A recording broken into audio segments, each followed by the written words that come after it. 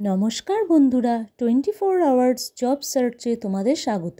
বন্ধুরা, এলডিসি অর্থাৎ lower division clerk recruitment হতে চলেছে 2025-এ।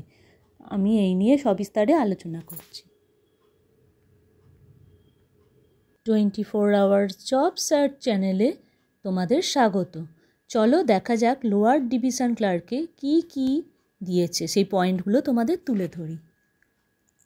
National Institute of Educational and Planning Administration, New Delhi, advertisement number FN023/2024, date 21/2025. Employment notice advertisement number 1/2025/NIEPA. Online অ্যাপ্লিকেশানে জানানো হচ্ছে ভারতীয়রা এই লোয়ার ডিভিশন ক্লার্কে অর্থাৎ এলডিসি এর জন্য ডাইরেক্ট রিক্রুটমেন্টে আবেদন করো। এর অনলাইন পোর্টালটি হলো https://www.niepa.ac.in এবং লাস্ট ডেট অ্যাপ্লিকেশান জমা দেওয়ার 14 ফেব্রুয়ারি 2025। এবার দেখো রিক্রুটমেন্টে কী ভাগে ভাগ করা হয়েছে। 1 নম্বর নেম অফ পোস্ট, 2 নম্বর নাম্বার অফ পোস্টস, 3 নম্বর ক্যাটাগরি, 4 নম্বর এসেনশিয়াল কোয়ালিফিকেশন এবং 5 নম্বর upper age limit. Name of পোস্টে দেখো level group lower division clerk, group C, এবং এখানে লেভেল 2তে তোমার বেতন থাকছে 19,900 থেকে 63,200 টাকা পর্যন্ত। নাম্বার অফ পোস্ট কত? 10। ক্যাটাগরি কী আছে এখানে? Unreserved 04, OBC 03, SC 02, EWS 01। Essential কোয়ালিফিকেশানে কী আছে? 12+ ক্লাস এবং এর সাথে ইকুইভ্যালেন্ট ফ্রম রেকগনাইজড বোর্ড বা ইউনিভার্সিটি, অর্থাৎ যে কোনো সুপ্রসিদ্ধ বিশ্ববিদ্যালয় বা স্কুল থেকে তোমাকে পাশ করতে হবে। স্কিল টেস্ট, যেমন এখানে ইংলিশ টাইপিং টেস্টে 35 WPM অথবা Hindi typing 30 WPM, time allowed 10 MTS, 35 WPM এবং করেসপন্ডেন্স টু 10,500 KDPV এবং আপার এজ লিমিট 18 থেকে 27 ইয়ার্স। রিক্রুটমেন্টের মেথডটা নিয়ে একটু তোমাদের সাথে আলোচনা করি। রিটেন টেস্ট এবং স্কিল টেস্টের মাধ্যমে এখানে সিলেকশন করা হবে। এর পরের স্টেপ কি আছে? সিলেকশন ক্রাইটেরিয়া এবং স্কিম অফ এক্সামিনেশন দুটি স্টেজের মধ্যে দিয়ে হবে। স্টেজ 1 হচ্ছে written test objective type test এবং সেকেন্ড স্টেপ হচ্ছে skill test typing test on computer. Scheme of examination এবং সিলেবাসটা বলে দিই। রিটেন টেস্টে হবে অবজেক্টিভ টাইপ টেস্ট। এবার আসি কীভাবে কত মার্কস আছে এবং নাম্বার অফ কোয়েশ্চেন কেমন থাকবে, তার সাবজেক্টগুলো একটু তোমাদের আলোচনা করে দিই। পার সাবজেক্ট ফর রিটেন দেখো একটা ছক করা আছে, নাম্বার অফ কোয়েশ্চেন্স এবং marks, each question marks. Part 1 হচ্ছে প্রফিসিয়েন্সি ইন কম্পিউটার অপারেশন, এতে থাকবে নাম্বার অফ কোয়েশ্চেন 20 এবং মার্কস থাকবে 20 মার্কস। পার্ট 2 হচ্ছে জেনারেল ইন্টেলিজেন্স অ্যান্ড রিজনিং, এখানেও 20 অফ নাম্বার কোয়েশ্চেন থাকবে এবং মার্কস থাকবে 20 ইচ। পার্ট 3তে থাকবে জেনারেল অ্যাওয়ারনেস এবং নাম্বার অফ কোয়েশ্চেন থাকবে 20 এবং মার্কস থাকবে 20। পার্ট 4এ থাকবে ইংলিশ ল্যাঙ্গুয়েজ অ্যান্ড কম্প্রিহেনশন, এখানেও নাম্বার অফ কোয়েশ্চেন 20 এবং ইচ থাকবে কোয়েশ্চেন মার্কস 20।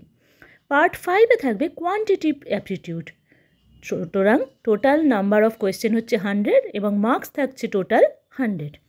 এবার হচ্ছে প্রফিসিয়েন্সি ইন কম্পিউটার অপারেশন, এখানে কী বিষয়গুলি থাকবে, মানে কম্পিউটার অপারেশনে কী তোমাকে মেন ক্রাইটেরিয়া থাকবে, সেগুলো হচ্ছে hardware and software, input and output devices, MS Word, MS Excel, PowerPoint, email, internet, general intelligence and reasoning, এইগুলো তোমাদের জানতে হবে বন্ধুরা।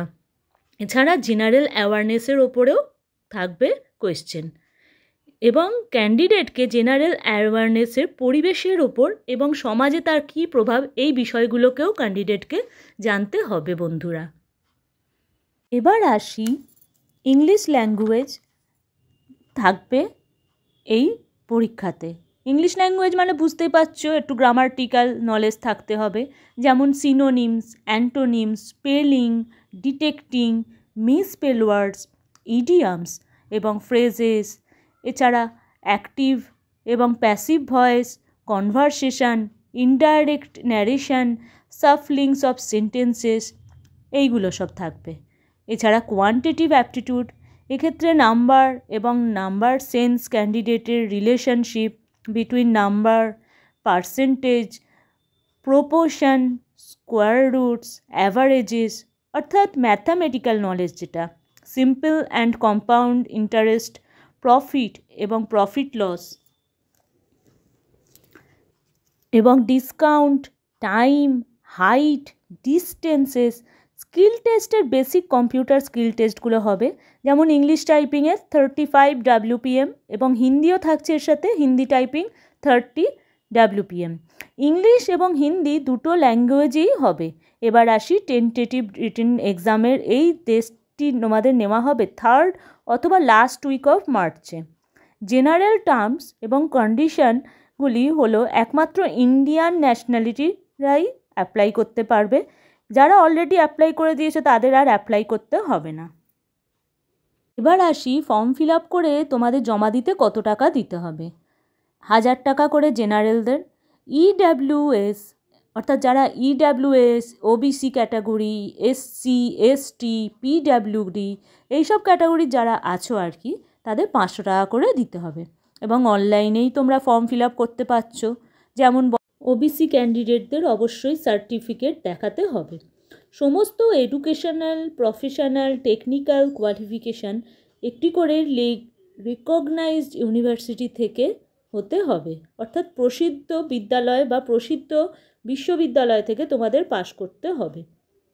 যে সকল প্রার্থীরা গভর্নমেন্ট এমপ্লয়ি তাদের নো অবজেকশন লেটারটা অবশ্যই জমা দিতে হবে। এটা একটা ডকুমেন্ট ভেরিফিকেশানের মতো। একমাত্র শর্ট লিস্টেড ক্যান্ডিডেটদের ডাকা হবে রিটেন টেস্ট অথবা স্কিল টেস্টে। এর সাথে তোমাদের একটি করে পেন দেওয়া হবে ক্যান্ডিডেটকে এক্সামিনেশন সেন্টারে রিটেন এক্সামের জন্য। সমস্ত রকম রেজাল্ট পাবলিশ হবে www.niepa.ac.in। সুতরাং দেখতে পাচ্ছ যা যা টার্মস কন্ডিশন তোমাদের বললাম, সেগুলো তোমরা অক্ষরে অক্ষরে যদি পালন করো তাহলে কোনো কিছুতেই তোমাদের কিন্তু বাধা হয়ে দাঁড়াবে না, এবং কাজটা পেতে বা চাকরিটা পেতে একটা লোয়ার ডিভিশন ক্লার্কের তোমাদের সুবিধেই হবে। কিন্তু ইনকমপ্লিট অ্যাপ্লিকেশান এখানে গ্রহণ করা হবে না, ওই জন্যেই এই পয়েন্টটা তোমাদের সাথে আলোচনা করলাম। ইনকমপ্লিট অ্যাপ্লিকেশান কোনোভাবেই অ্যাকসেপ্ট করা হবে না, মানে গ্রাহ্য করা হবে না, রিজেক্ট করা হবে। তাই পয়েন্টগুলো ভালো করে তোমরা বুঝে বুঝে ফিল আপ করে জমা দিও, তাতে তোমাদেরই চাকরিটা পেতে সুবিধে হবে, সেই জন্যেই বলার। এবার আসি কিভাবে অ্যাপ্লাই করবে, এটা একটু তোমাদের সাথে আলোচনা করি। সমস্ত ডকুমেন্ট PDF ফরম্যাটে দিতে হবে, একটি সফট কপির পাসপোর্ট সাইজ ফটো, এবং সেইখানে তোমার সই করবে, সইটা JPG ফরম্যাটে হবে।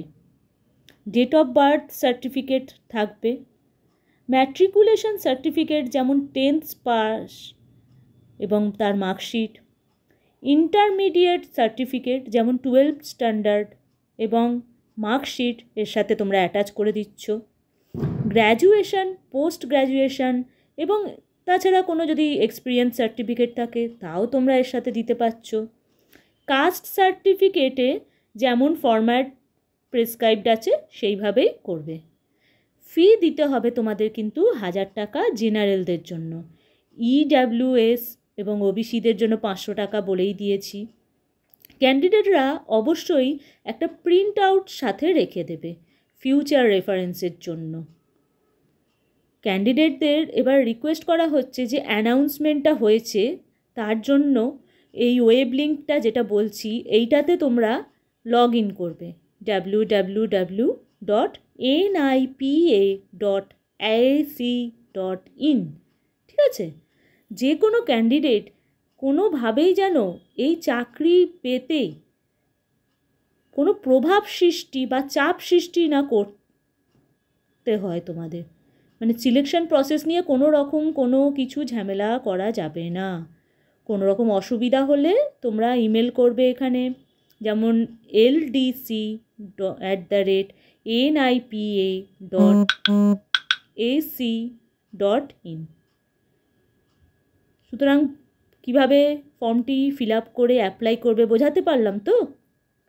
14 ফেব্রুয়ারি 2025 অবধি অনলাইন পোর্টালে খোলা থাকবে ফর্মটি। তোমরা ফর্মটি ফিল আপ করবে, খুঁটিয়ে খুঁটিয়ে পড়বে। আমি তো শেষ অবধি তোমাদের সবিস্তারে আলোচনা করে বোঝাইয়ে দিয়েছি। প্রত্যেকটা পয়েন্ট তোমরাও ভালো করে পড়বে এবং এর সাথে কোনো রকম ফর্মটি বুঝতে অসুবিধা হলে তোমরা কিন্তু আমাকে জিজ্ঞেস করতে পারো কমেন্ট সেকশানে। কমেন্ট সেকশানটা তোমাদের জন্য খোলা আছে।